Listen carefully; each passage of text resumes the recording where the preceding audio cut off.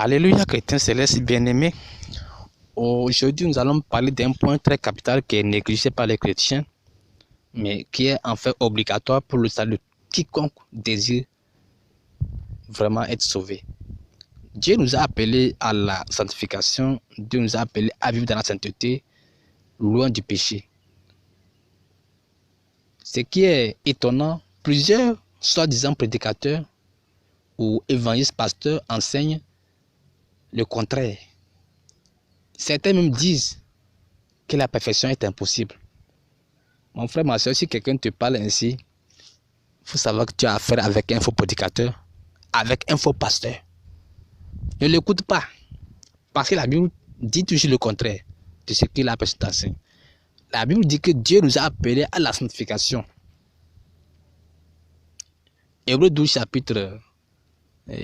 verset 14. Hébreux chapitre 12, verset 14. Nous disons, Épître aux Hébreux, chapitre 12, verset 14, dit recherchez la paix et la sanctification sans laquelle personne ne verra le Seigneur. Ici, quand on nous parle de voir le Seigneur, de voir le Seigneur, ce n'est pas sur la terre. On ne voit pas Dieu sur la terre. Donc on parle du royaume des cieux. Si nous voulons voir la face de Dieu continuellement, si nous voulons voir la face de Dieu continuellement après notre Seigneur terrestre ici, alors nous devons être dans la sanctification tous les jours de notre vie. Voilà ce que Dieu nous demande. Nous devons être saints, comme lui-même il est saint. Le Christ revient pour chercher son église. Et ici, son église, ce n'est pas les bâtiments, mais son église, c'est quiconque appartient à Christ en esprit et en vérité. Le retour de Christ est imminent et très bientôt. Il ne revient pas bientôt, mais il revient maintenant. Sachant que le retour de Christ, c'est maintenant. Il est très proche. Es-tu prêt donc pour rencontrer le Christ? Es-tu prêt pour rencontrer le Christ s'il revenait à l'instant T où tu écoutes cette parole? C'est la question que tu dois te poser. C'est la question que mon frère, ma soeur, nous devons nous poser. Chacun de nous doit se poser cette question. Sommes-nous prêts pour rencontrer le Christ? Alors, si donc ce n'est pas le cas, apprêtons-nous, soyons toujours prêts pour rencontrer le Christ. Si tu veux le salut de ton âme, apprête-toi pour rencontrer le Christ. Efforçons-nous à être dans la sanctification, à être loin du péché, afin de pouvoir voir la face du Seigneur et demeurer avec lui éternellement. Si nous mourons aujourd'hui, ou si le Christ revenait aujourd'hui pour l'enlèvement, donc soit comme que nous mourons ou que nous vivons, que nous appartenons vraiment à Christ en esprit et en vérité, totalement. Nous allons vous lisser quelques versets et nous allons lire quelques versets pour ce que nous venons de dire. Nous devons être saints. Éphésiens chapitre 5, épître de Paul aux Éphésiens chapitre 5, le verset 3. Nous allons lire ce passage. Éphésiens chapitre 5, verset 3. Nous lisons la parole éternelle Dieu des armées. Que l'éternel, que l'impurité, qu'aucune espèce d'impurité et que la cupidité ne soit pas même nommée parmi vous, ainsi qui convient à des saints. Je reprends le verset. Que l'impudicité, qu'aucune espèce d'impurité et que la cupidité ne soit pas même nommée parmi vous, ainsi qu'il convient à des saints. Voici ce que dit l'Éternel Dieu des armées. Nous sommes appelés à être saints. Étant donné que nous sommes appelés à être saints, il ne faut pas qu'on trouve l'impudicité à nous, ni parmi nous, qu'il n'y a point d'impudicité, ni la cupidité. Autrement dit, nous devons être loin du péché, car il faut que nous soyons saints. On ne peut pas être déclaré saint dans le péché. Ce n'est pas possible d'être saint en vivant dans le péché. Dieu n'est pas un Dieu d'injustice, ni d'impurité, ni de cupidité. Dieu n'est pas un Dieu impudique. il est saint. Alors, efforçons-nous à être saints comme l'Éternel Dieu aussi est saint. Lui-même, il est saint et il nous a appelés à être saints parce que nous sommes ses fils. Nous sommes ses enfants. On dit tel père, tel fils. Éphésiens chapitre 6, le verset 18, nous lisons. Éphésiens 6, 18. Faites en tout temps par l'Esprit toutes sortes de prières et de supplications. Veillez à cela avec une entière persévérance et priez pour tous les saints. Voici l'Écriture déclare qu'il y avait des saints. Lorsque l'apôtre Paul dit de prier pour tous les saints, ça veut dire qu'il y avait des saints. Oui. Au temps de Christ, il y avait des saints. Après la mort de Christ, il y avait des saints. Avant de Christ, il y avait des saints. Il y a toujours eu des saints. Il y en aura toujours des saints sur la terre. Donc, les apôtres étaient des saints. Les disciples de Christ étaient des saints.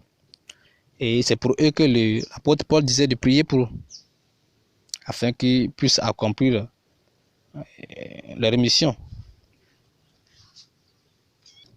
On ne naît pas saint, mais on devient saint.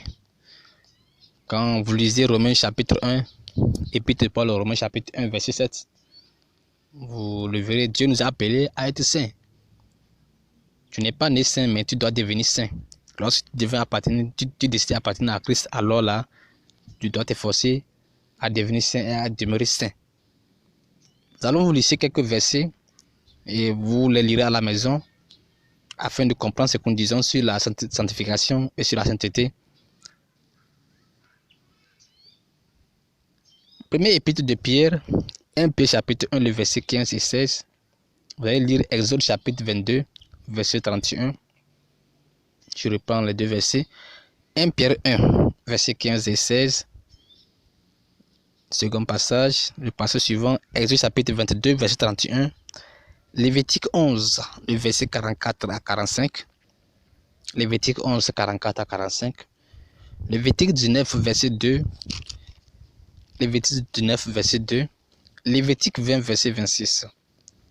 Lévitique 20, verset 26. Nombre chapitre 15, verset 40. Nombre chapitre 15, verset 40. Une troisième fois, Nombre chapitre 15, verset 40. Daniel chapitre 7, verset 21 à 22. Daniel 7, 21 à 22. Et le verset 25 à 27. Daniel chapitre 8, verset 24. Et vous verrez qu'il y a toujours eu des saints et il y en aura toujours les saints. Et Daniel chapitre 7, là on nous parle des saints, que la corne fera la guerre aux saints. Alors, s'il n'y aura pas de saints sur la terre, comment Dieu dira que la corne fera la guerre aux saints? Comme nous l'avons dit, il y a eu des saints, il y a des saints, il y en aura toujours des saints.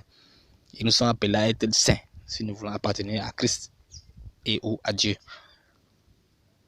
Romains chapitre 16, le verset 15 aussi nous en parle. Lorsque l'apôtre Paul adresse sa salutation aux saints, il a listé quelques personnes. Ça veut dire que ces gens faisaient partie de la liste des saints.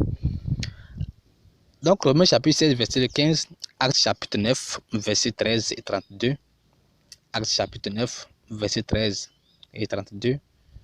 Si nous comprenons bien ces versets, nous saurons que il y a des saints. Et ceux-là étaient des saints. Ceux qui étaient à Jérusalem, les apôtres étaient des saints. Il y a tant de versets qui nous parlent de ces saints qui étaient sur la terre, qui sont sur la terre, et qui doivent toujours rester dans cet état de sanctification afin de voir le Christ.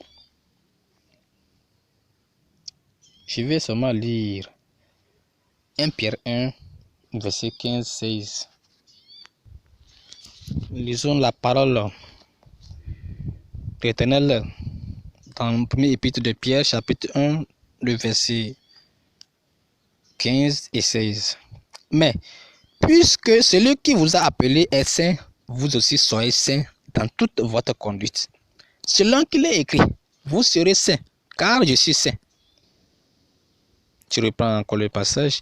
Mais puisque celui qui vous a appelé est saint, vous aussi soyez saints. Voici ce que l'ordre que Dieu donne à tous ses enfants. Voilà l'ordre que Dieu donne à tous ses enfants. Il dit, vous aussi soyez saints dans toute votre conduite. Dans ta manière de parler, ta manière de t'habiller, de te comporter, tout ce que tu dois faire, que l'on voit la sanctification en tout ce que tu fais. Vous aussi soyez saints dans toute votre conduite, selon qu'il est écrit. Vous serez saints car je suis saint. Dieu nous a appelés à vivre dans la sainteté. Sachons-le. Et lorsque nous parlons de la sanctification, de la vie dans la sainteté, sachant qu'en fait, le Christ revient pour prendre son église et il revient chercher son église sainte, sans tache, qui est irréprochable, irrépréhensible. Et nous avons déjà dit que nous sommes appelés à la perfection. Sinon, nous disons que nous sommes appelés à être parfaits, à être trouvés dans la perfection. Si tu meurs aujourd'hui ou demain, sache que dans la condition dans laquelle tu dois rester pour voir le Christ, c'est la perfection. Alors, nous sommes appelés à être parfaits. Que personne ne te dise que non, la perfection est impossible. Parce que c'est à cela que Dieu a été appelé. Ma soeur ou mon frère, c'est à cela que tu as été appelé. Alors, n'écoute pas ces faux prédicateurs qui te disent que non, la perfection est impossible. Mais sache que la parole te demande d'être parfait et de vivre de la perfection totale. La perfection de la foi. Tu dis que tu appartiens à Christ, alors il faut des preuves que tu appartiens au Seigneur par tes œuvres. Dieu nous a appelés à être saints. Et nous devons être, comme je l'ai dit, sans tâche. Voici les versets qui nous parlent de cette condition d'être sans tâche. Nous allons voir Éphésiens chapitre 5 et le verset 27. Là, on parle de l'église. 1 Timothée 6, le verset 13 et 14. 1 Timothée 6, 13 et 14. Actes chapitre 24, verset 16. Acte 24, verset 16. 1 Timothée 3, verset 10. 1 Timothée 3, verset 10. 1 Timothée 6, nous avons déjà dit. 1 Timothée 6, 13, 14. Nous passons à ce passage de 1 Corinthiens 1, verset 8. Là, nous sommes dans 1 Corinthiens 1, verset 8. Philippiens chapitre 1, verset 9 à 11. Et Philippiens chapitre 2, verset 14 à 16. Et 1 Thessaloniciens chapitre 3, verset 12 et 13. 1 Thessaloniciens chapitre 3, verset 12 et 13. Voici, nous devons être saints, le corps d'âme et d'esprit. 1 Timothée 5, le verset 7. 1 Timothée 5, verset 7. 1 Timothée 3, verset 2 à 10. 1 Timothée 3, verset 2 à 10. Verset 2 plutôt, et verset 10. Luc chapitre 1, verset 5, 6. Ceux qui disent qu'il n'y a pas de saint, qu'il n'y a pas de saint, vous verrez bien que dans Luc chapitre 1, le verset 5 et 6, qu'il y avait déjà des saints. Et en Thessaloniciens chapitre 2, verset 10. Et Thessaloniciens chapitre 2, verset 10. Je reprends encore le passage. Premier épître de Paul au Thessaloniciens chapitre 2, le verset 10. Tite chapitre 1, verset 6 et 7. Sinon, Tite chapitre 1, verset 6 à 7. Nous continuons avec Éphésiens chapitre 1, épître de Paul aux Éphésiens chapitre 1, verset 4. Épître de Paul aux Philippiens chapitre 2, verset 14. Nous avons dit dans ce verset, je crois. Alors nous continuons dans Colossiens chapitre 1, épître de Paul aux Colossiens chapitre 1, verset 21 à 23. 2 Pierre 3, verset 14 à 15 au 16. Apocalypse chapitre 14, verset 5. Jude chapitre 24. Excusez, Jude verset 24. Jude au verset 24. Et Éphésiens chapitre 5. Et Éphésiens, sinon épître de Paul aux Éphésiens chapitre 5, le verset 27. Nous allons lire ce passage de 1 Thessaloniciens chapitre 5, verset 23. Je lis seulement que ce passage. Sinon que ce second passage. 1 Thessaloniciens chapitre 5, verset 23. Lisons. 1 Thessaloniciens chapitre 5 verset 23, que le Dieu de paix vous sanctifie lui-même tout entier, et que tout votre être, l'esprit, l'âme et le corps soient conservés irrépréhensibles lors de l'avènement de notre Seigneur Jésus-Christ. Voilà, je reprends la lecture. Que le Dieu de paix vous sanctifie lui-même tout entier, et que tout votre être, l'esprit, l'esprit, l'âme et le corps soient conservés irrépréhensibles lors de l'avènement de notre Seigneur Jésus-Christ. Si le Christ est revenu tout à l'heure, à l'instant où tu écoutes cette parole, sache que Dieu va sûrement prendre que ceux qui sont irrépréhensibles, ceux qui sont saints, sans tache, irréprochables, ceux qui sont saints, sans tache, sans reproche, irréprochables, irrépréhensibles, ceux qui sont parfaits, ceux qui atteignent la perfection de la foi. C'est cela seulement que Dieu va prendre. Il revient et son retour est imminent. Il revient très bientôt. Alors c'est à toi de voir si vraiment tu as atteint cette perfection et si vraiment tu demeures dans la perfection. C'est comme disons, ce n'est pas une chose facile. Et ce n'est pas une chose comme on l'entend de manière facile. Mais cela est facile si l'on s'efforce d'obéir à la parole de Dieu, d'obéir à la volonté divine. C'est possible. Parce que Dieu ne peut pas nous demander ce qui est impossible. Alors si Dieu nous demande quelque chose, c'est parce que c'est que c'est possible que nous le faisions. Dieu nous demande d'être parfait, d'être saint. C'est parce que c'est qu'il est possible que nous soyons saints, parfaits. Ne permet donc à personne de venir te dire que non, nul n'est parfait, et nul n'est saint. Ça, c'est des fausses prédications. Et ne permet pas à quelqu'un de te pousser à vivre dans l'impureté, dans l'imperfection, dans le péché. Non, non, non, non. Ne permettez jamais à quelqu'un de vous séduire par ces fausses paroles. Car le jugement de Dieu vient sur tous ces gens-là qui détruisent l'humanité par leurs mauvaises paroles. Alors ne suivons pas quelqu'un, ne suis pas quelqu'un, mon frère, ma soeur, mais sur la parole de Dieu, sur la Bible. Sur la Bible. Nous avons lu tant de versets qui nous demandent, qui nous prouvent que le Christ veut de nous la sanctification, qu'il attend de nous la sanctification parfaite, totale, qui prouve que Dieu nous oblige à être saints, sans tache, irréprochable, irrépréhensible, voilà, synonyme, à être parfait si nous mourons aujourd'hui. Avant que tu puisses rentrer au ciel, sache que on ne doit pas trouver sur toi un seul péché. Si jamais tu meurs avec un seul péché que tu peux appeler comme petit péché, sache qu'il n'y a pas de petit péché. Sache que ça là, ça ne te permettra pas de rentrer au ciel. Parce que pour rentrer au ciel, voilà ce que Dieu nous demande.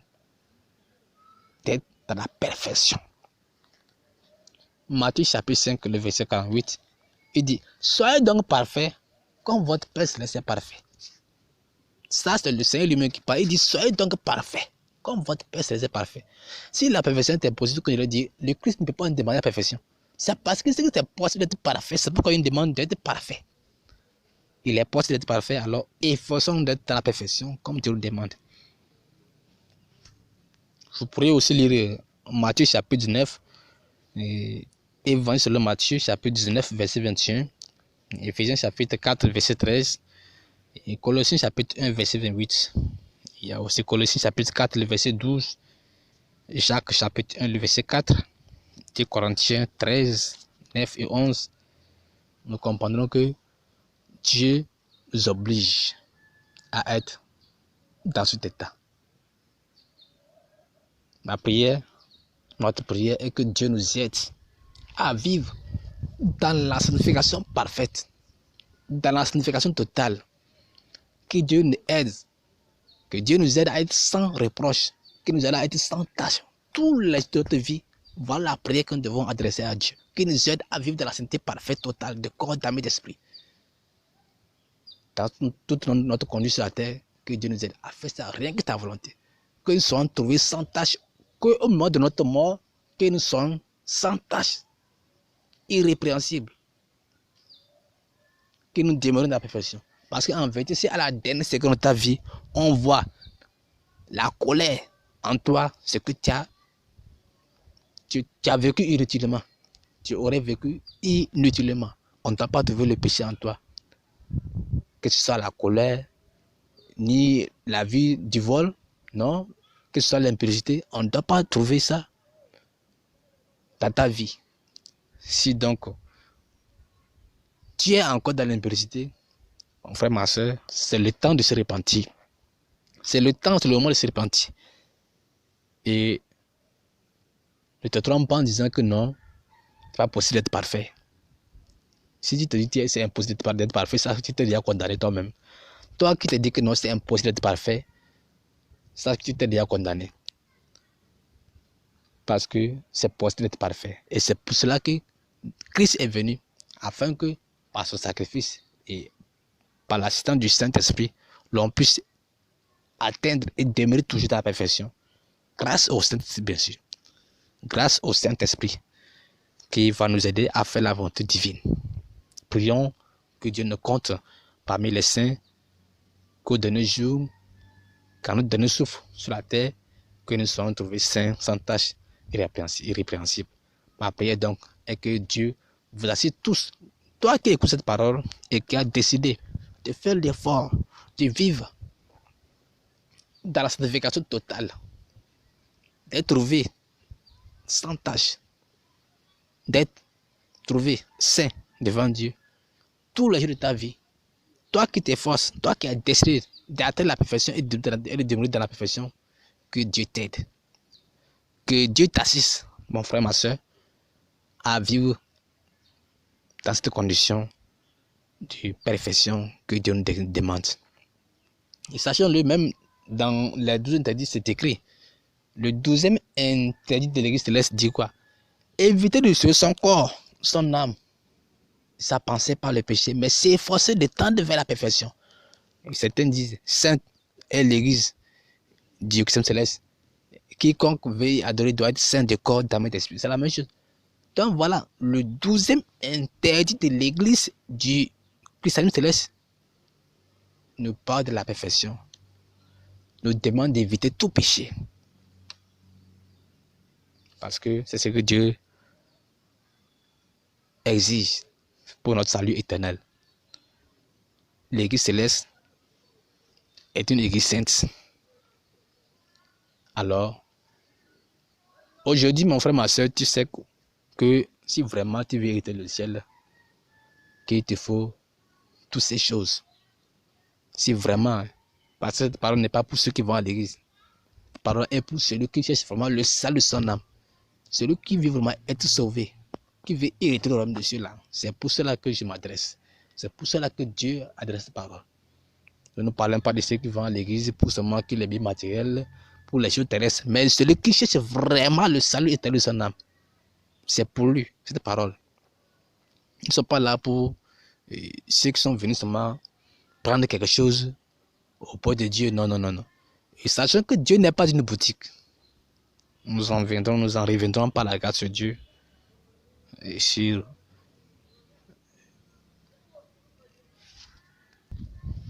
ces paramètres. Nous allons, bien aimés, nous arrêter à ce point et nous allons continuer par la grâce de Dieu dans les prochains jours dans l'approfondissement de cette parole que nous venons nous écouter.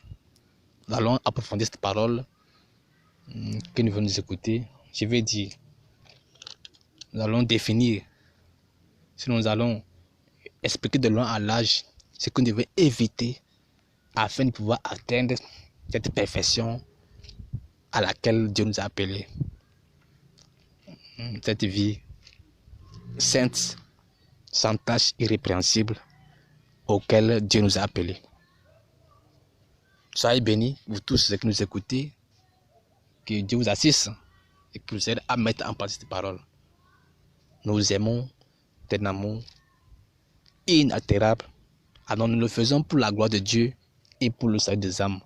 Donc, comme je l'ai déjà dit, si vous m'entendez, c'est parce que nous sommes là pour la gloire de Dieu, nous sommes là pour accomplir la volonté divine, c'est pourquoi nous efforçons de vous en parler. Que le Christ Jésus, qui nous a appelés, nous aide tous à hériter le royaume de Dieu et qui bénisse l'Église du christianisme dans le monde entier, qui bénisse son Église glorieuse, qui est en fait spirituelle, qui bénisse tous les chrétiens qui s'efforcent de l'obéir.